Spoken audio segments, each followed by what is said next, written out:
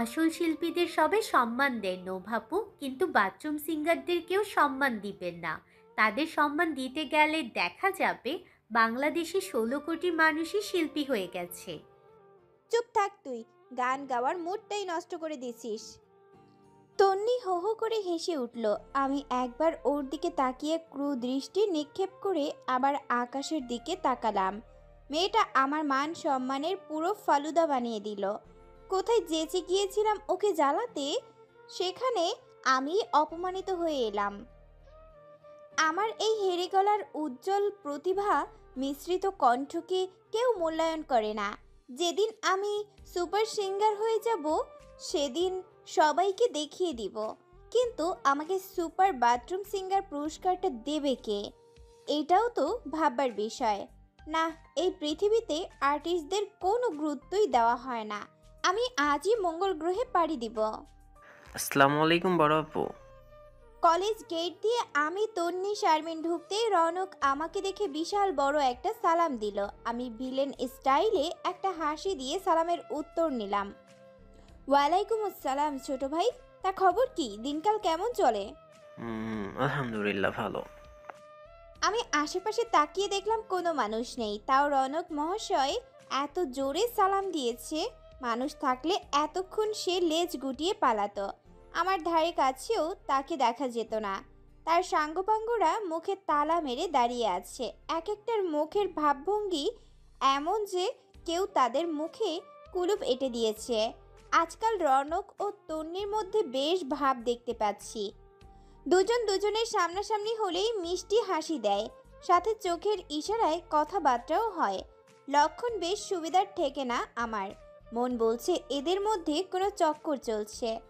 তন্নি ঠাসিয়ে ধরতে হবে, এমন ভাবে ব্ল্যাকমেল করে কথা বের করতে হবে যেন সাপও না মরে আর লাঠিও না ভাঙে। এদিক সেদিক তাকিয়ে হাই তুলে রনককে উদ্দেশ্য করে বললাম, সূর্য আজ বোধহয় পশ্চিম দিক দিয়ে উঠেছে। আমার কথা শুনে রনক বোকার মতো জিজ্ঞেস করলো, কোথাও না তো, সূর্য তো পূর্ব দিক থেকে উঠেছে। পশ্চিম দিক থেকে উঠলে তো এতক্ষণে কেমন হয়ে যেত। সোজা জিনিস বোঝেও না বোঝার ভান কেন করেন? আমি কোন হিসেবে কথাটা বলেছি তা তো আপনি জানেন, তাহলে আবার বোকা সাজছেন কেন?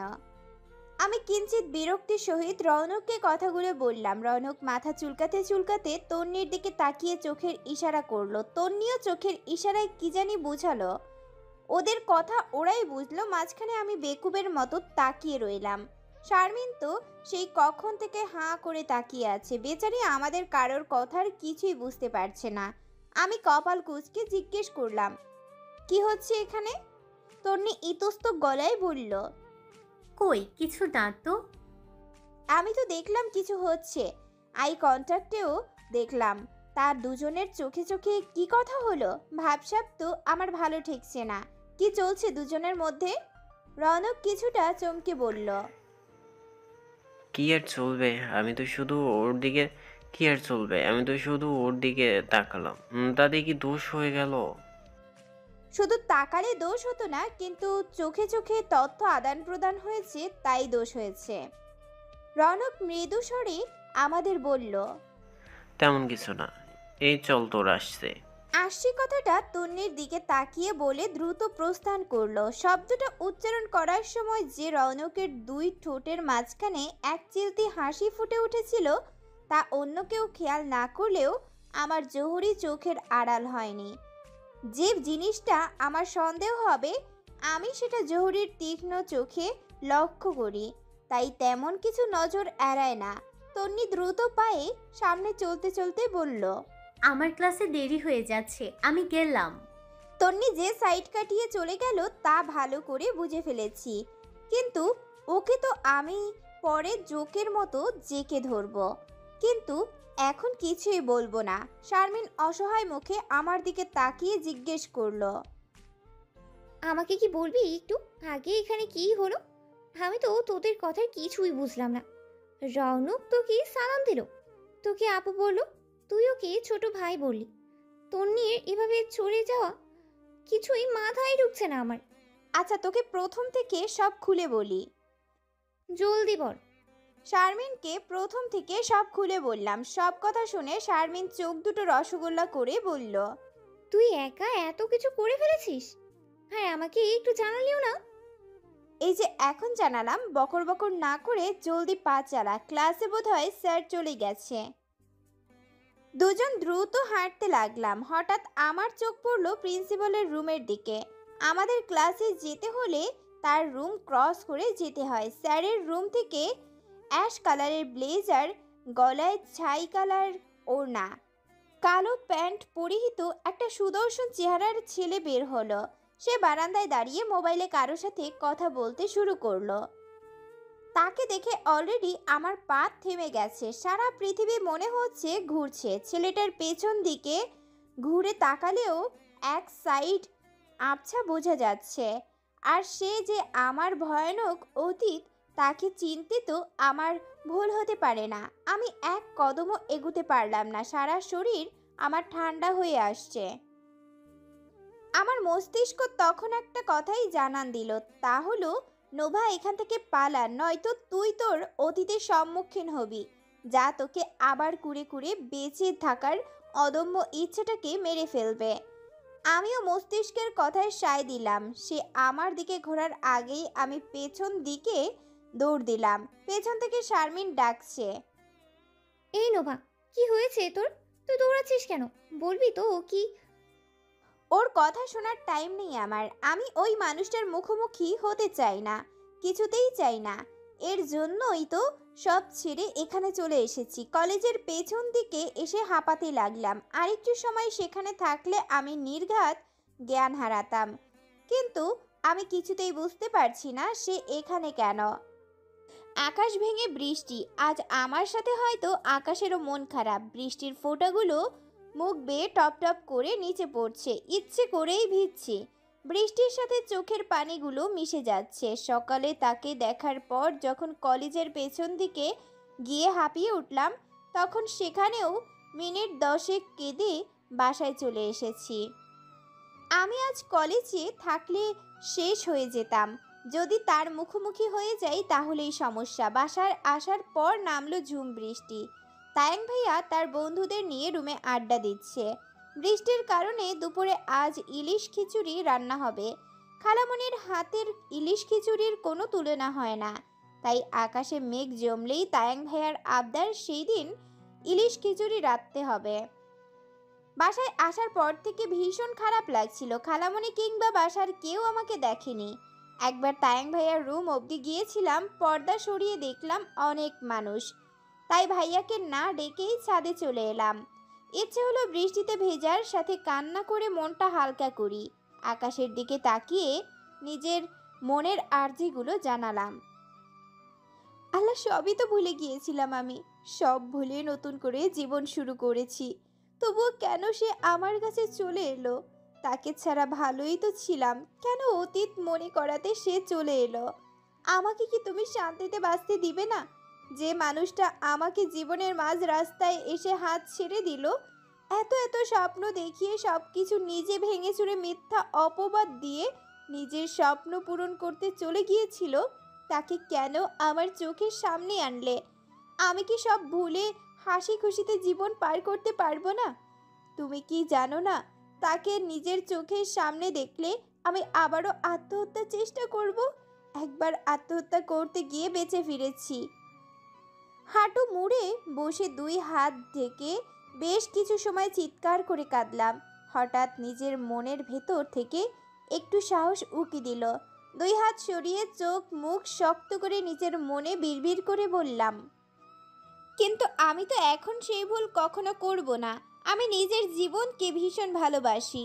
আমাকে সব বাধা উপক্রম করতে হবে। একটুও ভেঙে পড়ব না আমি। কেন ভেঙে পড়ব?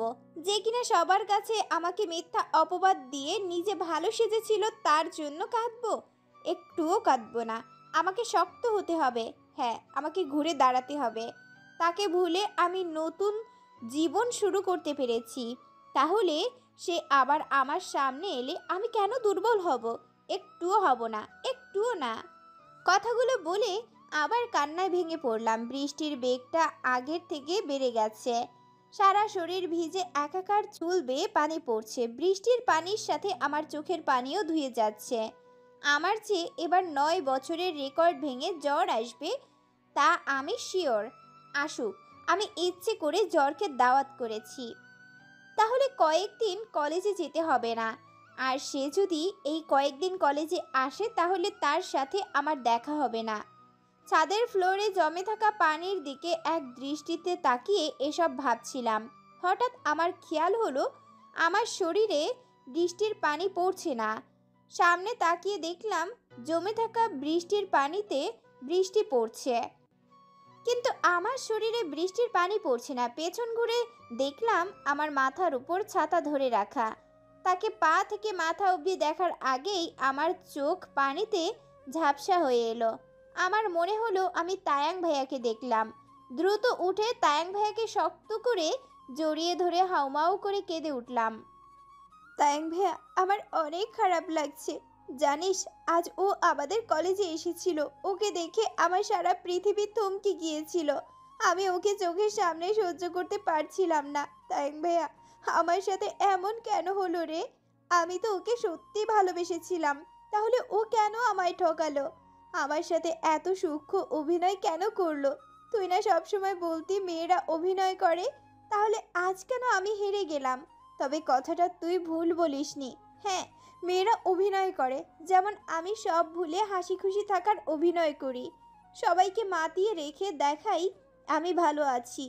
এখনো মাঝরাতে চোখ বন্ধ করলে ওর কথা কানে এসে বাড়ি খায়। নতুন কাউকে নিয়ে কল্পনা করতে চাইলেও ও এসে হাজির হয়। কেন তায়াং ভাইয়া? তার উত্তর কি দিতে পারবি? তুই চুপ করে আছিস কেন? বল কিছু। আমাকে পুরনো অতীত থেকে মুক্তি দে না রে ভাইয়া। আমি আর সহ্য করতে পারছি না। খুব কষ্ট হয় জানিস। আমি ভালো নেই তায়াং ভাইয়া। আমি ভালো থাকার অভিনয় করি। এখনো যে পুরনো স্মৃতিগুলো তাড়া করে বেড়ায় আমায়। সেগুলো ভেতরটাকে কুড়ে কুড়ে খেয়ে শেষ করে দিল আমায়। আমি মুক্তি চাই ভাইয়া। বরফ যেমন সামান্য উষ্ণতা পেলে গলে যায়, তেমনি আমি শুধুমাত্র এই ভাইয়াটার সংস্পর্শে এলে পুরো দুর্বল হয়ে যাই। প্রিয় মানুষ তো আমাদের অনেকেই হয়, কিন্তু জড়িয়ে ধরে কান্না করার মতো মানুষ কয়জন হয়? যাকে জড়িয়ে ধরলে সব কিছু ভুলে যাই আমরা। বৃষ্টির বেগ কমে এসেছে, তার সাথে আমার কান্নার বেগ কমে গেছে। এখন ফোপাচ্ছি। তায়াং ভাইয়া ঠায় ছাতা হাতে দাঁড়িয়ে আছে। তার মুখ থেকে একটা শব্দ বের হয়নি, এমনকি সে আমায় জড়িয়েও ধরেনি। শুধু একবার মাথায় আলতো করে হাত বুলিয়ে দিয়েছে। আমার ভেজা শরীর নিয়ে তাকে জড়িয়ে ধরার কারণে তার শার্টও ভিজে গেছে। হঠাৎ সে মৃদু স্বরে বলে উঠল, হৃদয়হীন মানুষের জন্য কেঁদো না, সে তোমার দিকে ফিরেও তাকাবে না। একটা হৃদয়বান মানুষের জন্য কেঁদো, তাহলে দেখবে তোমার কান্নার আগে সে তোমাকে কাছে টেনে নেবে।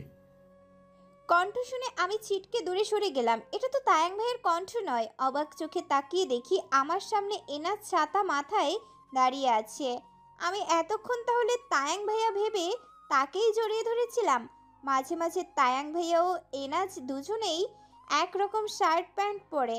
তখন যদি ওদের কেউ ভালো মতো খেয়াল না করে তাহলে যমজ ভাই ভেবে ভুল করবে। একরকম ড্রেসে পেছন থেকে তো পুরো একই রকম মনে হয়। যদিও তাদের চেহারার মিল নেই, তবুও অনেকে খেয়াল না করে ভুলটা করে। আমিও আজ সেম ভুল করেছি। তারা দুজন আজও একই শার্ট প্যান্ট পরেছে।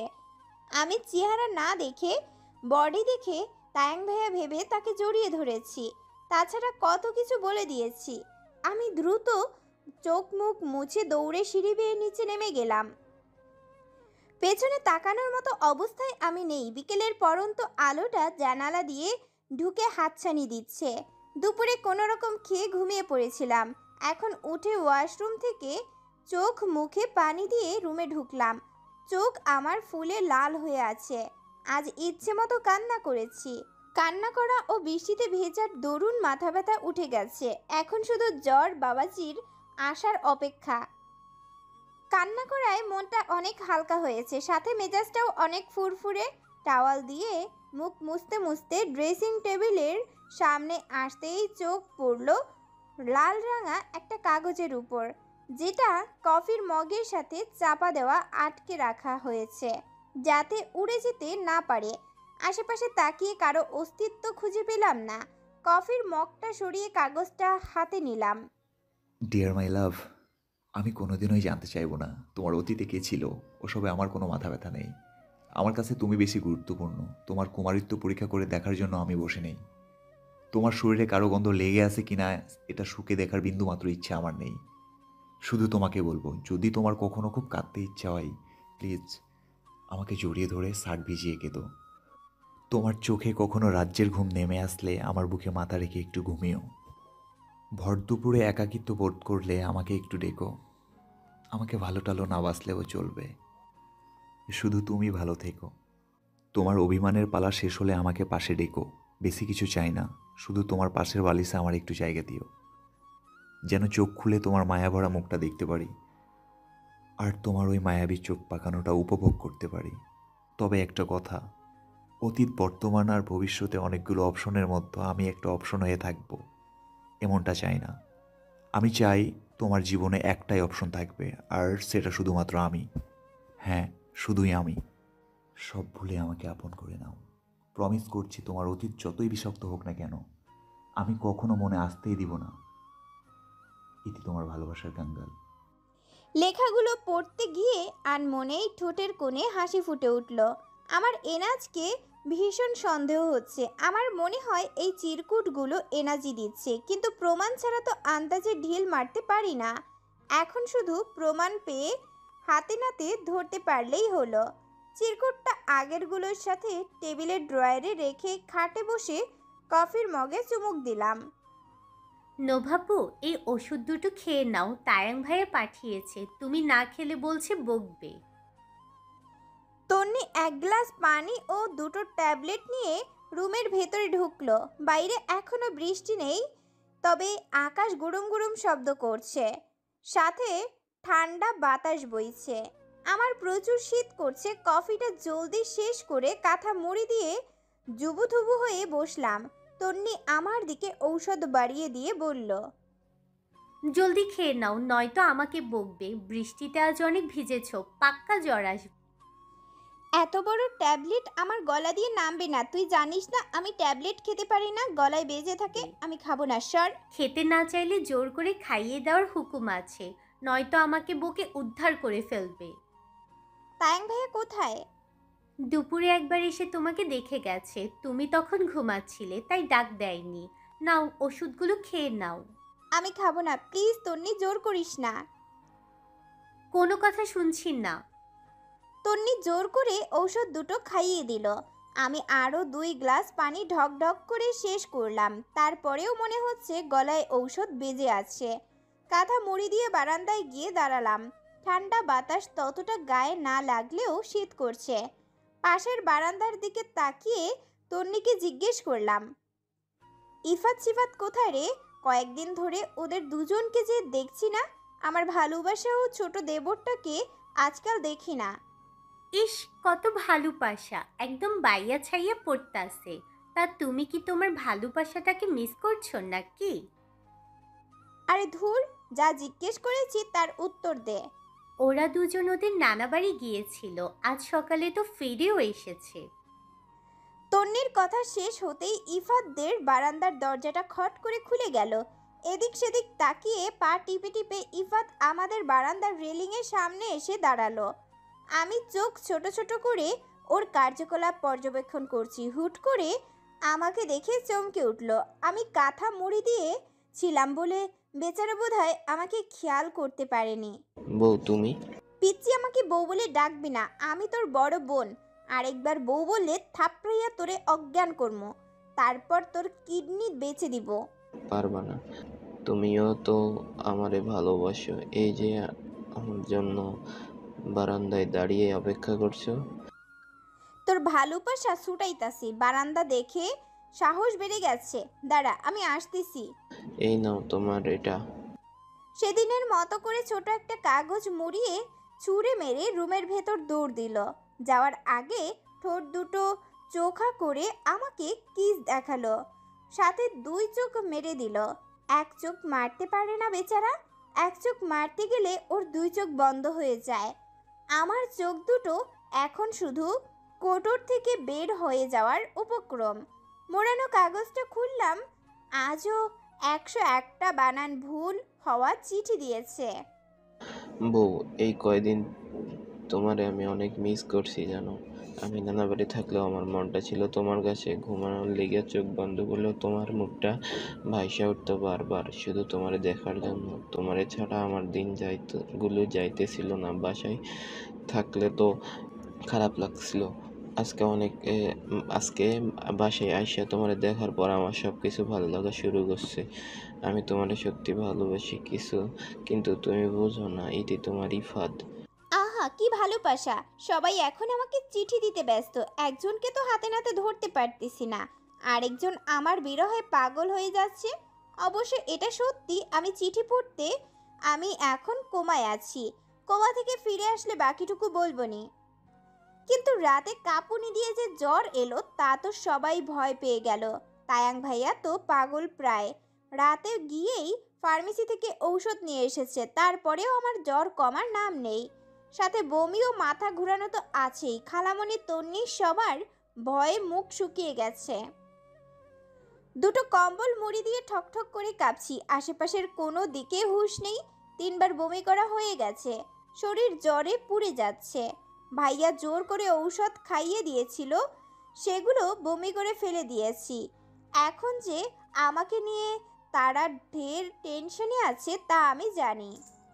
সময় এখন প্রায় রাত 12টার কাছাকাছি। বোধশক্তি একটু একটু করে ফিরে আসছে। আমার মনে হচ্ছে আমার শিওরের পাশে বসে কেউ নিবিড় যত্নে মাথায় হাত বুলিয়ে দিচ্ছে। সেই পরশে কয়েকবার নড়ে চড়ে উঠেছি, কিন্তু চোখ মেলে তাকানোর জো নেই। কপালে হাত রেখে সে জ্বরের তাপমাত্রা চেক করলো। দেয়ালে থাকা ঘড়িটা টিকটিক করে তার উপস্থিতি জানান দিচ্ছে। আমার কানে সেই শব্দটা বাড়ি খাচ্ছে, যা খুবই বিরক্তিকর ও একঘেয়ে। তাতে আমি বেশ কয়েকবার চোখ বুজে মাথা নাড়িয়ে আমার বিরক্তি প্রকাশ করতেই সে ব্যস্ত হয়ে গেল।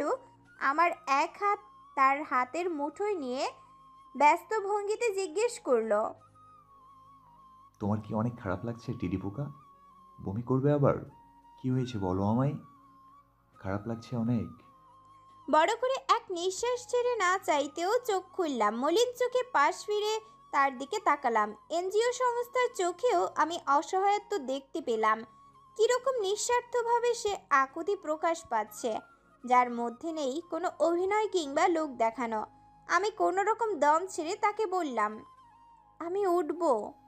কোনো উঠাউঠি নেই, চুপচাপ শুয়ে থাকো। কোনো কিছু লাগলে আমায় বলো।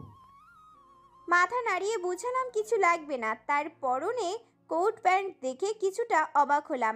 আমার জানা মতে উনি বেকার, কোনো কাজ করেন না। উনিও তায়াং ভাইয়া দুজনে মিলে পার্টনারশিপে একটা ব্যবসা শুরু করবে বলে শুনছি। তাই তাকে ফর্মাল গেটআপে দেখে অবাক হওয়ারই কথা। কিন্তু এসব কথা জিজ্ঞেস করতে একটু ইচ্ছে হচ্ছে না। আমি ক্ষীণ গলায় জিজ্ঞেস করলাম, বাকি সবাই কোথায়? ওনারা মাত্র খেতে গেল। কেউ যেতে চায়নি, আমিই জোর করে পাঠিয়েছি। তাদের বললাম আমি তোমার পাশে বসছি, তারা যেন খাবার খেতে যায়। জানি কারো গলা দিয়ে খাবার নামবে না, তবুও যতটুকু খেতে পারে। তোমার কিছু লাগলে আমাকে বলতে পারো।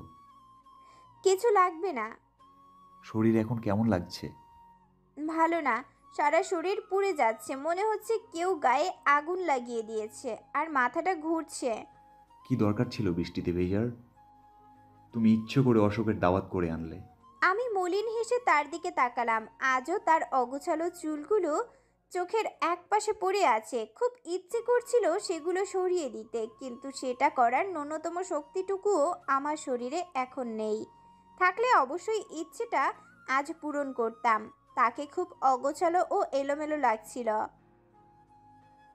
চোখের মধ্যে একরাশ আকুতি। মনে হচ্ছে কিছু বলতে চাইছে, কিন্তু হাজারো জড়তা ভিড়ে বলে উঠতে পারছে না। আমি চোখ দুটো বন্ধ করে নিলাম। আমার হাতটা এখনো তার হাতের মুঠোয় বন্দি। আমি ফট করে চোখ খুলে সেদিকে তাকালাম। সে ইতস্ত হয়ে আমার হাতটা ছেড়ে উঠে দাঁড়ালো। বিব্রত গলায় বলল, কিছু লাগলে আমায় বলো, আমি এখানেই আছি। আমি জিহ্বা দিয়ে ঠোঁট দুটো ভিজিয়ে নিলাম। উদ্দেশ্য ছিল উত্তরটা মুখে দেব, কিন্তু তা আর করতে পারলাম না, কারণ সে আমার দিকে নিষ্পলক চোখে তাকিয়ে আছে। তার চোখের দিকে তাকিয়ে থাকার মতো ক্ষমতা আমার এখনো হয়নি। দ্রুত চোখ নামিয়ে মাথা নাড়ালাম। সে আমার থেকে কিছুটা দূরত্ব রেখে পাশের একটা চেয়ারে বসলো, তবে খুব বেশি দূরত্বেও নয়। আমি আরও ভালো করে কম্বলগুলোকে জড়িয়ে জুবুথুবু হয়ে ছোট বাচ্চাদের মতো করে শুয়ে রইলাম। শুধু মুখটা একটু বের করে রাখলাম যাতে নিঃশ্বাস নিতে পারি। এনাজ মোবাইল হাতে নিয়ে বসে আছে। মিনিটে মিনিটে আমার দিকে তাকিয়ে দেখছে আমি কি করছি। অনেকক্ষণ ধরে একটা প্রশ্ন আমার পেটে ঘুরপাক খাচ্ছে। ভেবেছিলাম প্রশ্নটা করব না, কিন্তু না করেও থাকতে পারছি না। তাই ভনিতা না করে কম্বলের থেকে কচ্ছপের মতো করে মাথা বের করে জিজ্ঞেস করেই ফেললাম, আপনি কোট প্যান্ট পরে কোথায় গিয়েছিলেন? পৌরসভার কিছু কাজ ছিল, সেগুলো কমপ্লিট করতে।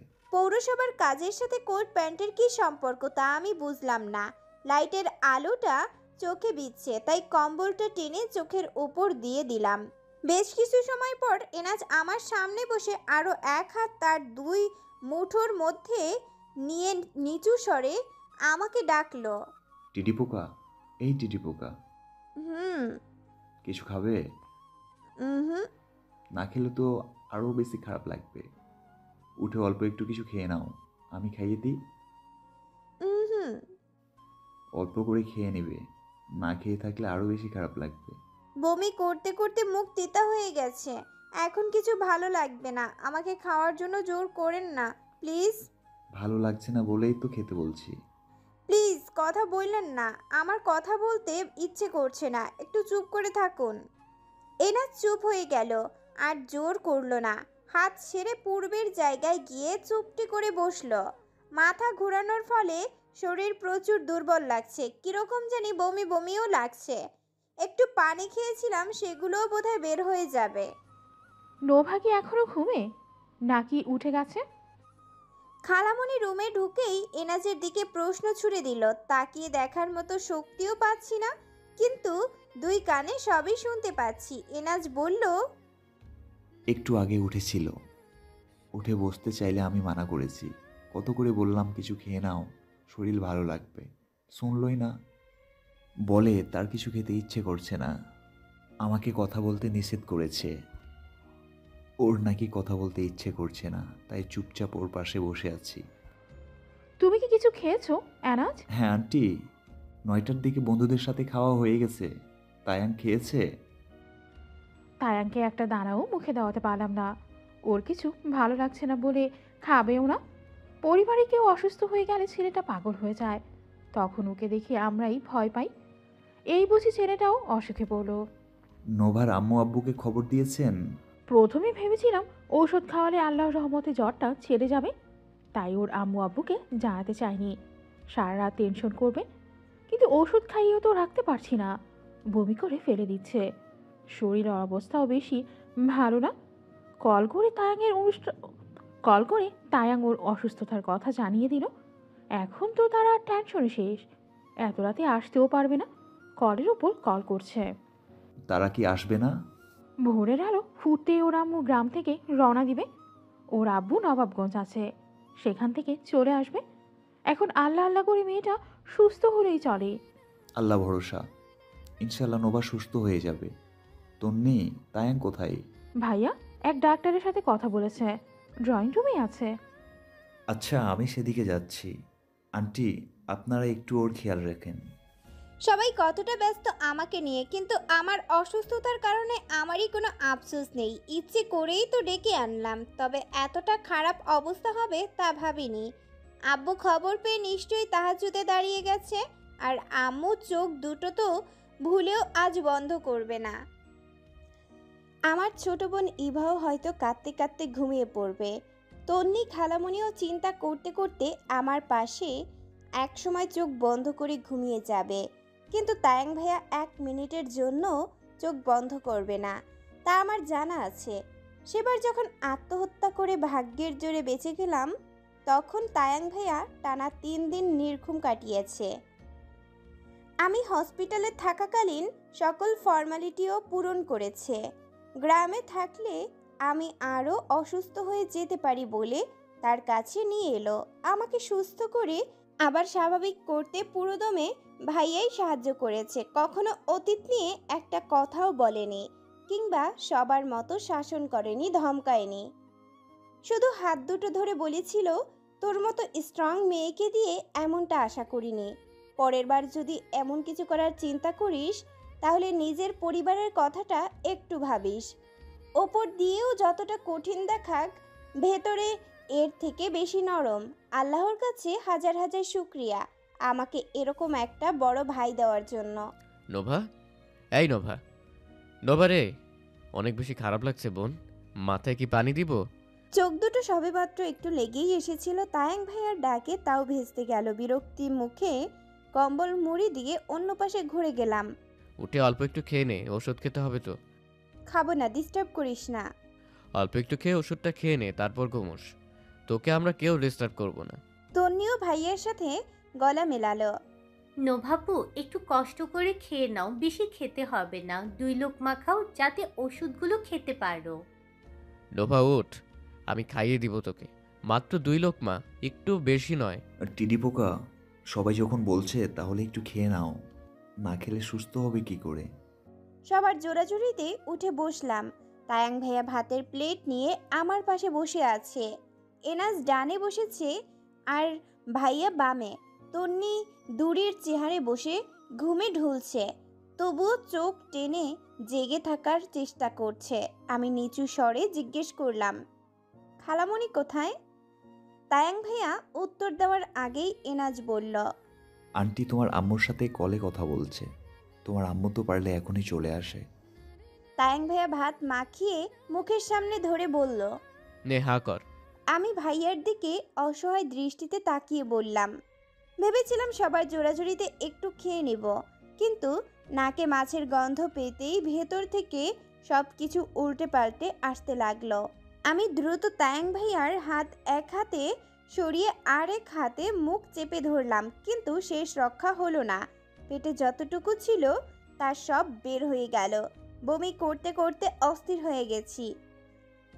মাথা প্রচণ্ড ঘুরছে, শরীর অনেক দুর্বল লাগছে। তবুও হালকা মাথা উঠিয়ে দেখতে পেলাম এনাজের ওপরেই বমি করে বেচারার কোট প্যান্ট ভাসিয়ে দিয়েছি।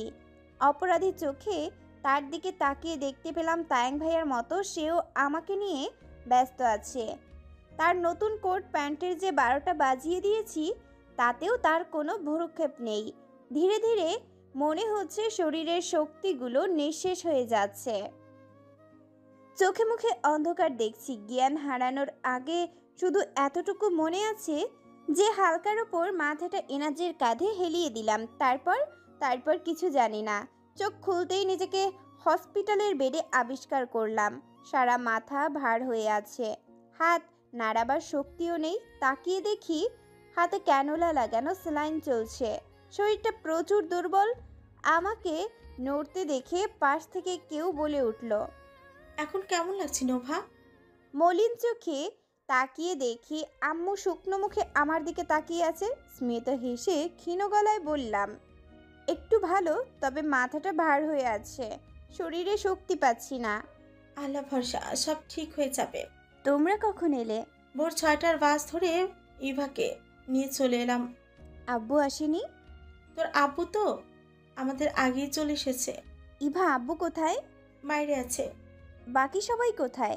তোর খালামণি ও তন্নি একটু আগেই বাসায় গেল সবার জন্য খাবারের ব্যবস্থা করতে। তোমরা খেয়েছো? সকালে তো না খেয়ে চলে আসছি, নয়তো বাসে আমাদের অবস্থা খারাপ হয়ে যেত। এখানে আসার পর তোর আব্বু রুটি কলা কিনে আনছিল, সেগুলো খেয়ে পানি খেয়েছি। আম্মু মাথায় হাত বুলাতে লাগলো। আমি আশেপাশে তাকিয়ে তায়াং ভাইয়া ও এনাজকে খুঁজতে লাগলাম। ঠোঁট দুটো কিছু সময় পর পর শুকিয়ে আসছে। জিহ্বা দিয়ে ঠোঁট দুটো ভিজিয়ে আম্মুকে জিজ্ঞেস করলাম, তায়াং ভাইয়া কোথায়? তায়াংয়ের বন্ধু বলো বাসা থেকে ফ্রেশ হয়ে আসবে, বলো গিয়েছে কিনা জানি না। তার বন্ধুও সাথে আছে? হ্যাঁ, ছেলেটা তো সেই রাত থেকে এখানে তায়াংয়ের সাথে সব কিছু সামলাচ্ছে। ও নাকি তোকে কোলে করে হসপিটাল নিয়ে এসেছে। তোর যে অবস্থা ছিল তাতে বাসার সবাই ভয় পেয়ে গেছে। তুই অজ্ঞান হওয়ার পর সেই রাত 12টায় দ্রুত হসপিটালে ভর্তি করেছে।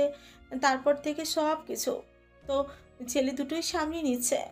সকালে কিছু তুমি ছুটি নিয়ে আসছো? সকালে কিছুই বলি নাই, 9টার দিকে এখানে এসে তারপর হেড স্যারকে সব বলে ছুটি নিলাম। ছুটি ছাড়া কি আমি থাকতে পারবো?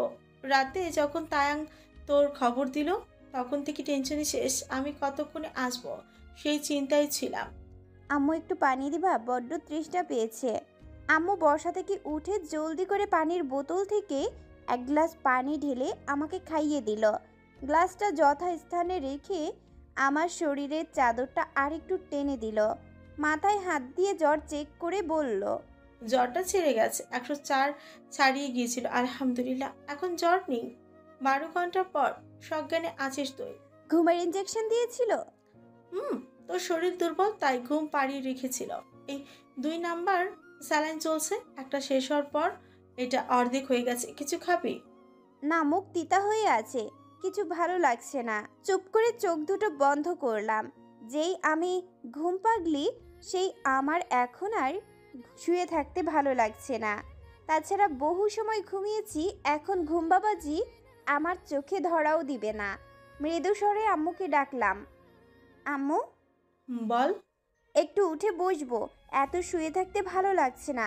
পিঠ ব্যথা করছে, হাত পা অবশ হয়ে আসছে। দেখো তো হাতে ক্যানোলা লাগিয়ে কিরকম ফুলিয়ে ফেলেছে, হাতটা নাড়াতেও পারছি না। সে কি ব্যথা? এই স্যালাইন তুই ঠিকই আছিস। শরীর যা দুর্বল ছিল, পুরো নিস্তেজ হয়ে গিয়েছিল। তোর কোনো রেসপন্সই ছিল না, সবাইকে যা ভয় দেখালি। আম্মু আমাকে ধরে বসিয়ে দিল। বালিশটাকে পিঠের নিচে দিয়ে আতশোয়া অবস্থায় বসলাম। আম্মু কিছু সময় থেমে রাগী গলায় বলল, তুই অসুস্থ না হলে তোর পিঠে ফাটাতাম। কিনো? বৃষ্টিতে ভিজেছিস কেন? ইচ্ছে করে নিজের শরীরে এই অবস্থা করলি। আজ যদি তোর কিছু হয়ে যেত? কিছু তো হয়নি। তোমার মেয়েকে আল্লাহ না চাইলে এত তাড়াতাড়ি নেবে না। আমি চলে গেলে তোমাদের জ্বালাবে কে? দাঁত দেখিয়ে একটু হেসে আম্মুর মন জয় করতে চাইলাম, কিন্তু ফলাফল শূন্য। আমার দাঁত কালানি দেখে আম্মু আরও রেগে গেল। রাগী গলায় বলল, একদম হাসবি না, আমাদের কাঁদাতে কাঁদাতে রাত পার হয়েছে। আর সে এখন দাঁত বের করে হাসছে। হাসলে সত্যি মার খাবি। তুই সামান্য বৃষ্টিতে ভিজলে মাথা ব্যথা টিকতে পারিস না। মাথা ব্যথা বলে চিল্লাস। তাহলে এত বৃষ্টিতে কেন ভিজতে গেলি আমাকে বল তো? আম্মু এই অবস্থায়ও আমাকে বকবে? বকা তো কমই হসপিটালে। তাহলে থেমে আছেন কেন খালামণি? লাগান দুইটা। ও যা করেছে তা মার খাওয়ারই কাজ। আমি পর্যন্ত ওর অবস্থা দেখে ভয় পেয়ে গেছি। মনে হয়েছিল এই যাত্রায় ওকে বোধহয় হারালাম। ও কখনো বৃষ্টিতে ভিজে না। কাল মনে রং লাগছিল তাই বৃষ্টিতে গোসল করছে। আমি হাতের কাছে থাকলে 2-4টা চটকানা মারতাম। আমাকে এনাজ বলল। ওকে ছাদে যেতে দেখে এনাজ দ্রুত ছাতা নিয়ে ওর পিছু পিছু গেছে। ও না গেলে আরো ভিজত। ও একবার সুস্থ হোক, ওর চুল টেনে আমি যদি না ছিঁড়ছি তাহলে আমার নামও তায়াং না। তায়াং ভাইয়া কেবিনের ভেতর ঢুকতে ঢুকতে আম্মুকে উদ্দেশ্য করে কথাগুলো বলল। মুস্কি হেসে ওর দিকে তাকালাম। আব্বু ইভাও ভাইয়ার সাথে এসেছে। শুধু এনাজকে দেখলাম না, এদিক সেদিক তাকিয়ে তাকে খুঁজেও নিরাশ হলাম। আব্বু পাশে দাঁড়িয়ে মাথায় হাত বুলাতে বুলাতে জিজ্ঞেস করলো, এখন কেমন লাগছে মা? শরীর কি একটু ভালো লাগছে? আলহামদুলিল্লাহ, আগের থেকে অনেকটা ভালো। তুমি কেমন আছো আব্বু? এতক্ষণ ভালো ছিলাম না, কিন্তু আমার মাকে সুস্থ দেখে এখন ভালো আছি। কিছু খাবা? না আব্বু, ইচ্ছে করছে না। কিছু তো খেতে হবে, নয়তো ওষুধ খাবা কিভাবে? তুমি কিছু খাইছো? আমরা সবাই রুটি কলা খেয়েছি। ভাত খাওনি কেন? হসপিটালের নিচতলায় একটা হোটেল আছে, তায়াং বলেছিল খেয়ে আসতে। তোমার খালামণি মানা করলো, সে নিজে রান্না করে আনবে, তাই এতটুকু খাবারই আমাদের সম্বল। আমি হাত দিয়ে বেডের পাশে দেখিয়ে আব্বুকে বললাম, এখানে বসো। আব্বু আমার পাশে বসলো। ইভা চুপচাপ দাঁড়িয়ে আছে। ওর দিকে তাকিয়ে একটু হাসি দিতেই ও মুখ ভেঙচি কাটলো। ওর ভেঙচি কাটার স্টাইল দেখে আমার আরও বেশি হাসি পেল। ফেক করে হাসতেই তায়াং ভাইয়া হুঙ্কার ছেড়ে বলল, এখন 32 পাটি দাঁত দেখানো হচ্ছে? আমাদের টেনশনে ফেলে অনেক আরামে ছিলি, তাই না? তোর বৃষ্টিতে ভেজার মুসুল আমি হাড়ে হাড়ে বের করব। একবার শুধু তুই সুস্থ হ, তারপর দেখবি তোর উপর কি ঝড় যায়। আমিও মুখ ভেঙচিয়ে তায়াং ভাইয়াকে আরেকটু রাগালাম।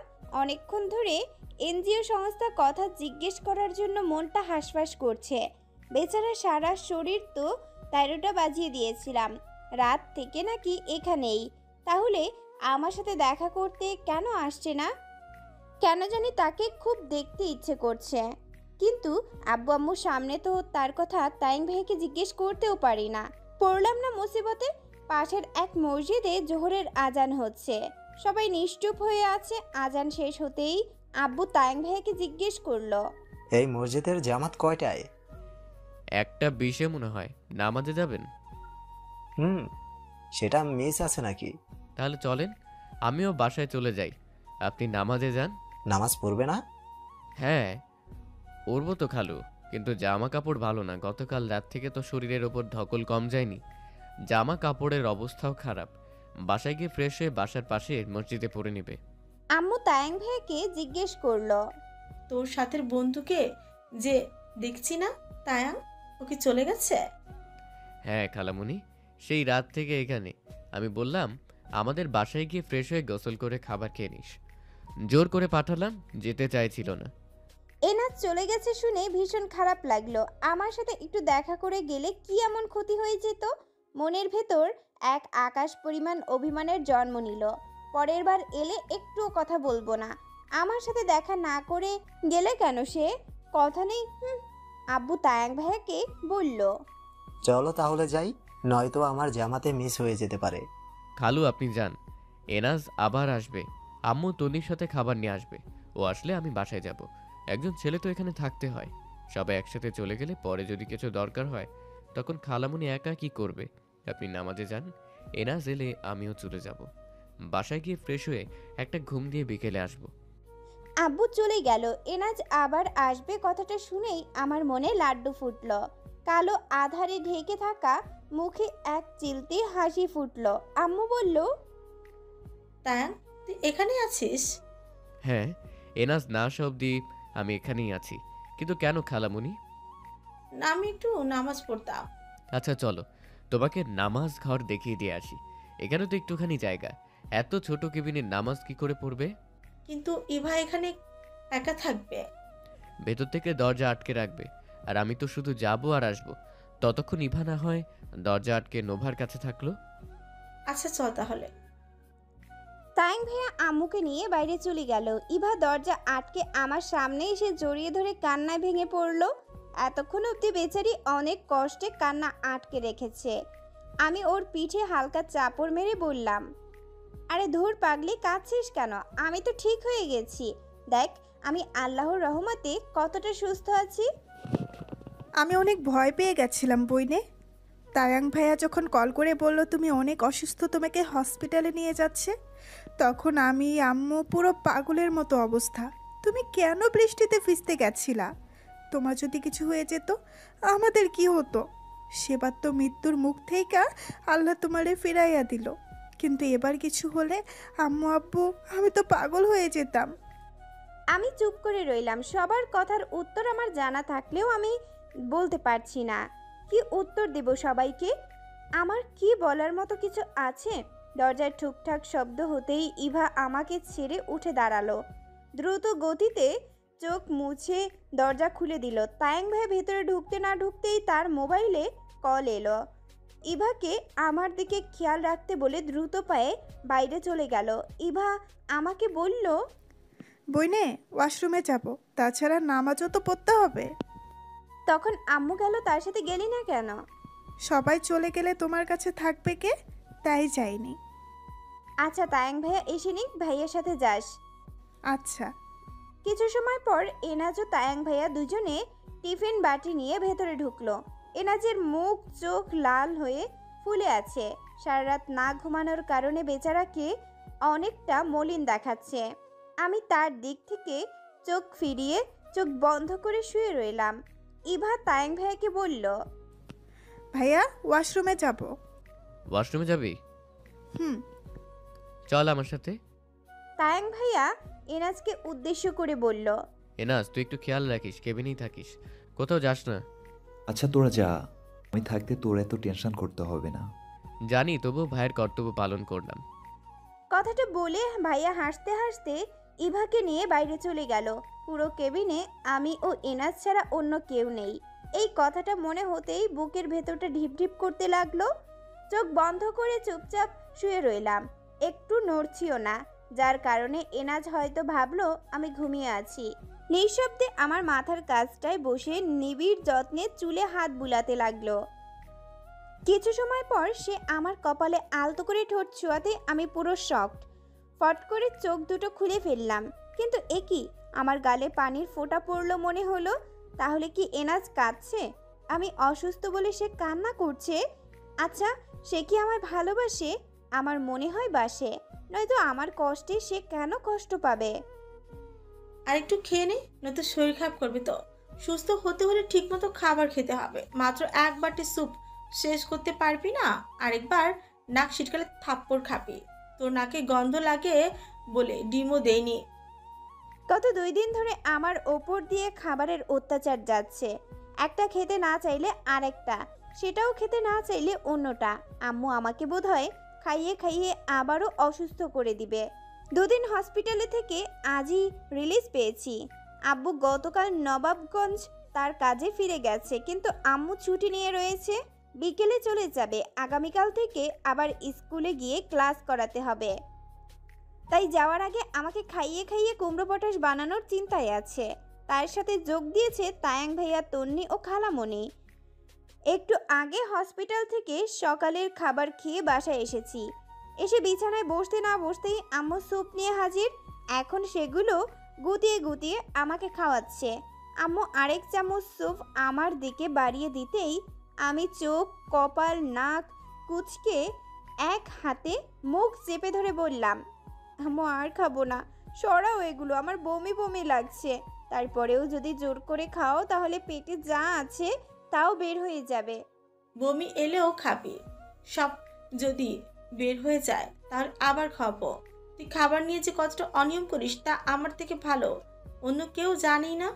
তোর খালামণিও বলেছে তুই খেতে চাস না। তায়াং বাসায় থাকলে ওর ভয়ে একটু খাস, আর ও যদি না থাকলে ফাঁকিবাজি দিস।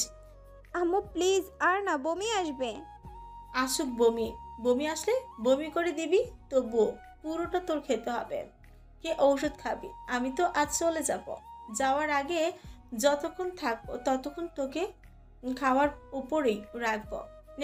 গন্ধ আসছে, প্লিজ এখনকার মতো মাফ করো। আম্মু কোনো কথা শুনলো না, জোর করে পুরোটা স্যুপ খাইয়ে তবেই ছাড়লো। আমার এখন সত্যি বমি বমি লাগছে। হসপিটালে 2 দিন থেকে আমার অবস্থা খারাপ। সারাক্ষণ শুয়ে বসে থাকতে কার ভালো লাগে? আবার মোবাইলটাও ধরতে দেয় না। এমনকি সময় কাটে বলুন তো? তাই চেঁচামেচি করে আজ রিলিজ নিয়ে চলে এসেছি। ডক্টর বলেছিল আজকের দিনেও থাকতে। পাগল নাকি যে আজও থাকবো?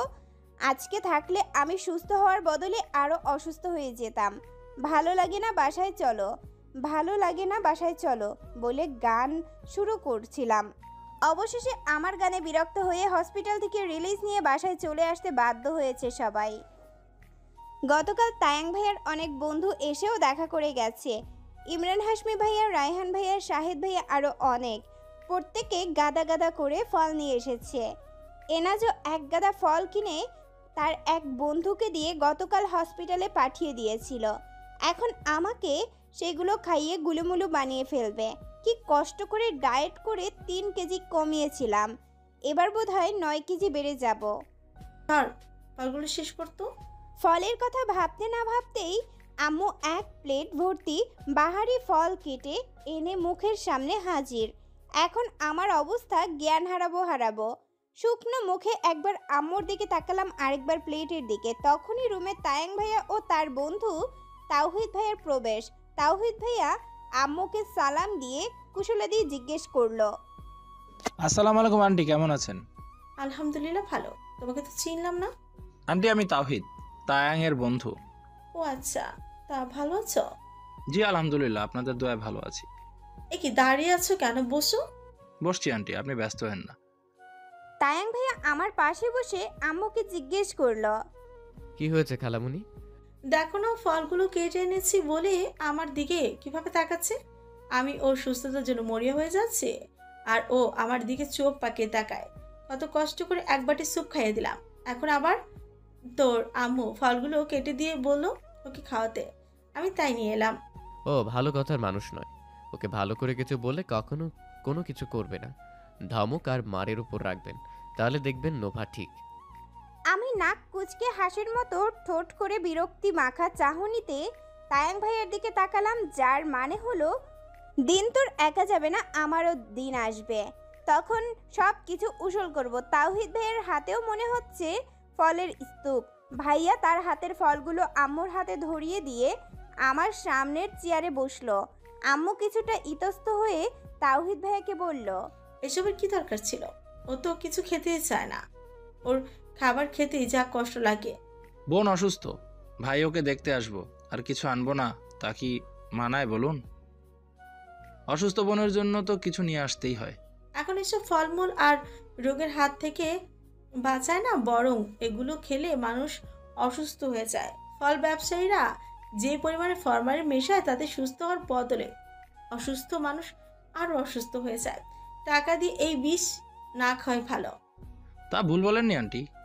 তাওহিদ ভাইয়া আম্মুর সাথে একমত প্রকাশ করে আমার দিকে তাকালো, তারপর বলল, কেমন আছো নোভা? আলহামদুলিল্লাহ ভালো, আপনি? আলহামদুলিল্লাহ। সরি, তোমাকে হসপিটালে দেখতে যেতে পারিনি, আর্জেন্ট কাজ পড়ে গিয়েছিল, সেটা সামলাতে গিয়ে 2 দিন পার, তাই ভাবলাম তোমায় বাসায় আনলে তারপর দেখে যাবো। আম্মু তায়াং ভাইয়াকে উদ্দেশ্য করে বলল, তায়াং, দেখিস তোর উড়নচুটি বোনটাকে একটু ফলগুলো খাইয়ে দিস। আমি বরং তাহিদের আপ্যায়নের ব্যবস্থা করি, তুই ওকে জোর করে এইটুকু খাইয়ে দে। তাওহিদ ভাইয়া বলল, আন্টি ব্যস্ত হবেন না, আমি আছি তো, চলে তো যাচ্ছি না। কোনো কথা শুনছি না, তোমরা কথা বলে আমি আসছি। আম্মু ফলের প্যাকেটগুলো নিয়ে কিচেনে চলে গেল। ইভা খালামণিকে রান্নায় সাহায্য করছে, তন্নি কলেজে গেছে, ওর আসার সময়ও হয়ে গেছে। ঘড়ির কাঁটা দুপুর 12টা পেরিয়ে 1টার দিকে এগুচ্ছে, আর তায়াং ভাইয়া জোর করে আমার উপর ফল খাওয়ানোর অত্যাচার চালাচ্ছে। কিছু বলতেও পারছি না, খাবো না বলে একটু মুখটাকে বাঁকা করেছিলাম। তারপর যে একটা রাম ধমক দিয়েছে, তাতে আমার হাত পা কাঁপাকাঁপি শুরু হয়ে গিয়েছিল, তাই চুপচাপ খেয়ে নিচ্ছি। তাওহিদ ভাইয়া মোবাইলে একটা কল আসতেই সে মোবাইল নিয়ে রুম থেকে বেরিয়ে গেল। তায়াং ভাইয়া বা হাতে মোবাইল গুতাচ্ছে আর ডান হাতে আমাকে ফল খাইয়ে দিচ্ছে। এনাজকে গত 2 দিন ধরে আমার ধারে কাছেও দেখি না, এমনকি আজও এলো না। সেদিন কপালে তার ঠোঁটের পরশ পেতেই আমি দ্রুত চোখ বন্ধ করে খিচে শুয়েছিলাম, যাতে সে বুঝতে না পারে আমি জাগ্রত। প্ল্যানে সাকসেসফুলও হয়েছিলাম। এনাজ ধরতে পারেনি যে আমি জেগে আছি। যদি সে জানতো আমি জেগে আছি, তাহলে দুজনেই লজ্জার মুখে পড়তাম। তাই এটাই ভালো হয়েছে, কেউ লজ্জা পাইনি। কিছুটা ভয়ে ভয়ে তায়াং ভাইয়াকে এনাজের কথা জিজ্ঞেস করলাম, তায়াং ভাইয়া, বল। এনজিও সংস্থা কোথায় রে? গতকাল থেকে দেখি না, যে কোথাও গিয়েছে নাকি? ভাইয়া মোবাইলের দিক থেকে মুখ উঠিয়ে বিস্মিত চোখে বলল, হঠাৎ তোর খোঁজ খবর নিচ্ছিস যে? এমনি জিজ্ঞেস করলাম। কেন জিজ্ঞেস করতে পারি না? তুই তো আমার কোনো বন্ধুর কথা জিজ্ঞেস করিস না, তাই বললাম। যা জিজ্ঞেস করেছি তার উত্তর দে। গতকালও তো এসেছিল, রাতে হসপিটালে ছিল। বলিস কি? কিন্তু আমি দেখলাম না। একবার না 2বার তোর সাথে দেখা করতে গিয়েছিল, কিন্তু মহারানী আপনি ঘুমিয়েছিলেন। ওহ, আজ আসবে না? কেন আসবে? এমনি জিজ্ঞেস করছি। বললো তো দুপুরে আসবে, সকালের একটা ইন্টারভিউ আছে, তাই সকালে আসতে পারিনি। আচ্ছা ভাই, একটা কথা জিজ্ঞেস করি, কিছু মনে করিস না? ওকে। এনজিও সংস্থার পরিবারে কে কে আছে রে? ওর বাবা মায়ের কথা তো কখনো কিছু বলে না। ছোট ভাই এনাম ছাড়া ওর আর কেউ নেই। মানে? ওর বাবা মা মারা গেছে। কথাটা শুনে অলরেডি আমার মুখটা হাঁ হয়ে গেল। তার বাবা মা নেই শুনে অনেক খারাপ লাগলো। ভাইয়াকে তার বাবা মা মৃত্যু কারণ জিজ্ঞেস করলাম। কিভাবে মারা গেছে? এনাজের বয়স যখন 8 বছর, তখন ওর আব্বু লিভার ক্যান্সারে মারা যায়। তারপর ওর বয়স যখন 15তে পড়লো, তখন হঠাৎ করে একদিন ওর আম্মু ঘুমের মধ্যে স্ট্রোক করে ওদেরকে একা করে পরপারে চলে গেলেন। তারপর থেকে জীবন যুদ্ধে একাই ভাইকে নিয়ে এত দূর এসেছে। ও তো কোনো কাজ করে না, আমার জানা মতে সে বেকার। তাহলে ওদের দুই ভাইয়ের চলে কি করে? বহু আগে গ্রামে ওদের ভিটেমাটি বিক্রি করে এই শহরে ছোট্ট একটা 2 রুমের ফ্ল্যাট ও একটা দোকান কিনেছিল। সেই ফ্ল্যাটে থাকে আর দোকানটাকে ভাড়া নিয়েছে। সেই দোকান থেকে যা ভাড়া আসে তা দিয়ে দুই ভাইয়ের আলহামদুলিল্লাহ ভালোই চলে যায়। এখন এনাস চাইছে ব্যবসা শুরু করতে, তার সাথে একটা জব করতে। এনামকে দেশের বাইরে পাঠাবে হাই স্টাডির জন্যে। তার জন্য অনেক টাকা প্রয়োজন। গত কয়েকদিন ধরে বেশ কয়েকটা ইন্টারভিউ দিয়েছে, কিন্তু রেজাল্ট ভালো আসছে না, তাই প্রচুর মানসিক চাপে আছে। ও আচ্ছা। তার হঠাৎ এনাজের বিষয়ে এত কৌতূহল কেন? আশ্চর্য, তুই যে কি বলিস না ভাইয়া। একটা মানুষের বিষয় আমি জানতে চাইতে পারি, তার জন্য এত সন্দেহের চোখে দেখার মতো কিছু হয়নি। ভাইয়া আর আমি এইসব নিয়ে কথা বলছিলাম, হঠাৎ বাইরে কিছু একটা পড়ার শব্দ পেতেই আমিও ভাইয়া একসাথে জিজ্ঞেস করলাম, কি হয়েছে? ভাইয়া মোবাইল পকেটে রেখে প্লেটটা বিছানার উপর রেখে বাইরে চলে গেল। যাওয়ার আগে আমাকে বিছানা থেকে নামতে নিষেধ করে গেছে। কিছু সময় পর হাসতে হাসতে মাথা ধরে রুমের ভেতর শারমিন ঢুকলো। কপালের কাজটা ডলতে ডলতে আমার পাশে বসলো। আমি বিস্মিত চোখে বললাম, হ্যাঁ আমি। ও আল্লাহ গো, আমার কপালটা চলেই গেল। ওইটা কি মাথা ছিল নাকি লোহা? কি হয়েছে আমাকে বলবি না? আরে বলিস না, তোর রুমে ঢুকতে কি একটা দামড়া চ্যামড়ার মাথার সাথে ঠুস খেলাম। বেচারা উবু হয়ে প্যান্টের নিচটা ঠিক করতে গিয়েছিল, আর তখনই আমি ফ্লোরে পিছল কেটে বেচারার মাথার সাথে ঢুস খেলাম। আমার কপালটা জ্বলেই যাচ্ছে। পানি কই? পানি দে আমারে। টেবিলের জগে পানি আছে। শারমিন উঠে জগের থেকে কিছুটা পানি নিয়ে ওর কপালে ডলতে লাগলো। আমার এতক্ষণ তাওহিদ ভাইয়ের কথা মনে ছিল না, হঠাৎ মনে হতেই জিজ্ঞেস করলাম, যেই ছেলেটার সাথে ধাক্কা খেয়ে কপাল ফুলিয়েছিস সে কি লেমন কালার টি শার্ট পরেছে? লেমন কালার টি শার্ট আর গ্রে কালার প্যান্ট। ওহ, আমি ঠিক ধরেছি, তুই তাওহিদ ভাইয়ের সাথে ধাক্কা খেয়েছিস। তার চোখ কোথায় রেখে হাঁটিস? আমি কি খেয়াল করেছি নাকি? উহ, আমার কপাল। ভালো করে ডলতে থাক, বরফ ধরবি? না থাক, আগে বল তুই কেমন আছিস? এতক্ষণ পর তাও শুক্রিয়া আদায় কর যে জিজ্ঞাসা করছি। আলহামদুলিল্লাহ ভালো। তা তুই কার সাথে এলি? তন্নির সাথে। তোর যে এই অবস্থা তা আমি গতকাল তন্নির থেকেই জানছি। তোর মোবাইলে কল দিয়েছি কিন্তু কল ঢুকেইনি। ওপ সরি, মোবাইলে এরোপ্লেন মোড অন করা ছিল। তোর মোবাইল এরোপ্লেন মোডে অন থাকবে? আমি এদিকে চিন্তায় শেষ। হসপিটালে তো যেতে পারিই নাই, তাই আজকেই চলে এলাম। ভালো করেছিস, নে আবার গিয়ে একটু ফ্রেশ হয়ে আয়। আচ্ছা। শারমিন ওয়াশরুমে ফ্রেশ হতে চলে গেল। দুপুরে সবাই একসাথে খাবার খেলো।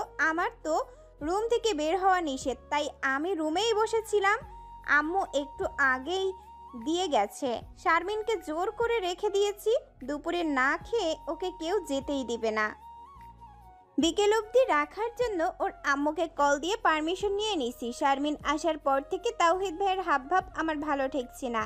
সে শারমিনের আশেপাশেই ঘুরঘুর করছে, আর আমার বান্ধবী তো পুরো আমার কার্বন কপি। এসব দেখেও না দেখার ভান করে আছে, একদমই পাত্তা দিচ্ছে না বেচারাকে। হাই পাওয়ারের অ্যান্টিবায়োটিক খাওয়ার দরুন আমার শুধু ঘুম পায়। দুপুরের ঔষধ খাওয়ার পর টেনেও চোখ মেলতে পারছিলাম না। ইচ্ছে ছিল ইনাজ এলে ওকে এক নজর দেখব, কিন্তু ঘুম বাবাজি তা হতে দিল না। কাঁথা মুড়ি দিয়ে ঘুমিয়ে পড়লাম। হঠাৎ ঘুমের ঘোরে কানের কাছে কারো উষ্ণ নিঃশ্বাস পেতেই বেশ কয়েকবার নড়ে চড়ে উঠলাম, কিন্তু ঔষধের কার্যকারিতা কারণে চোখ মেলে তাকাতে পারছিলাম না। সে আলতো করে তার ঠোঁট জোড়া আমার কানে ছুঁয়ে মৃদু স্বরে ডাকলো, টিডি পোকা।